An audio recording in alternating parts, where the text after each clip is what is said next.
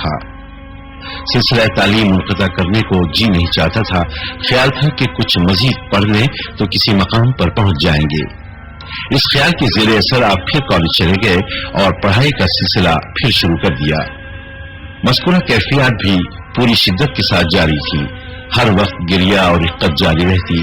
آپ نے بہت کوشش کی کہ کسی طرح طبیعت پر قابو حاصل ہو جائے، لیکن ناکام رہے۔ ان کیفیات کا مقابلہ کرنے کی مزید ہمت آپ میں نہ رہی، اب مجبوراً کالج چھوڑنا پڑ گیا۔ چنانچہ آپ لاہور سے شورکوٹ کے راستے سیدھے حضرت سلطان العارفین رحمت اللہ علیہ کے مزار مقدس پر پہنچ گئے۔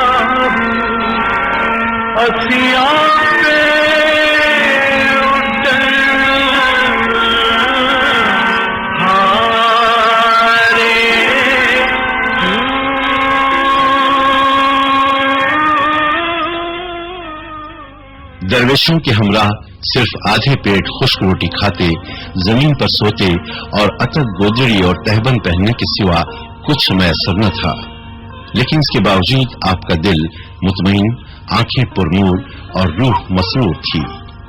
خویش و اقارب اور گھر والے سب حیران تھے کہ اس تعلیم یافتہ اور روشن خیال نوجوان کو کیا ہو گیا ہے۔ فقیرانہ لباس میں دیکھ کر بہت سے لوگ آپ پر دیوانگی اور جنون کا شبہ کرنے لگے۔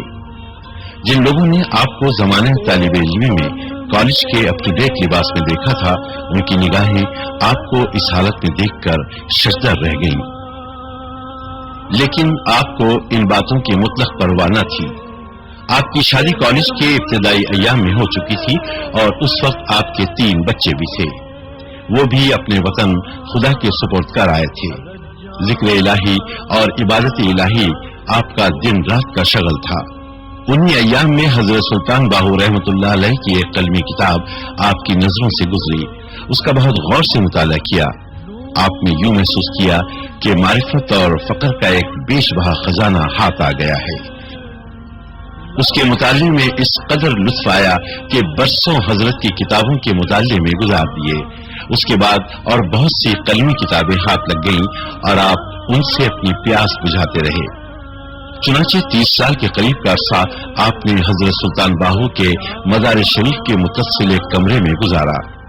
ان 30 سالوں میں آپ نے مختلف قلمی کتابیں حاصل کی، ایک ایک نسخے کو کئی بار نقل کیا اور سینکڑوں بار پڑھا، لیکن طبیعت سیر نہ ہوتی تھی اور آخری وقت تک سیر نہ ہوئی۔ مسلسل 20 سال تک یہ کتابیں قلم سے لکھتے لکھتے آپ کا خط اتنا ترقی کر گیا کہ آپ پورے خوشنویس بن گئے۔ ان کتابوں کو آپ نے پیر صحبت بنایا، انہی سے سب کچھ حاصل کیا۔ ان کتابوں کی کتابت کے دوران بعد میں یہ حالت ہو گئی تھی کہ دن کے وقت آپ کو سلوک کے جس مقام حال، منزل اور جس باطنی اور روحانی معاملے اور واقعے کو لکھنے کا اتفاق ہوتا، رات کو حضرت سلطان باہو رحمت اللہ علیہ کی باطنی توجہ اور نوری نگاہ سے وہ منزل اور مقام طے ہو جاتا اور تحریر شدہ باطنی معاملہ اور واقعہ آپ پر منکشف ہو جاتا۔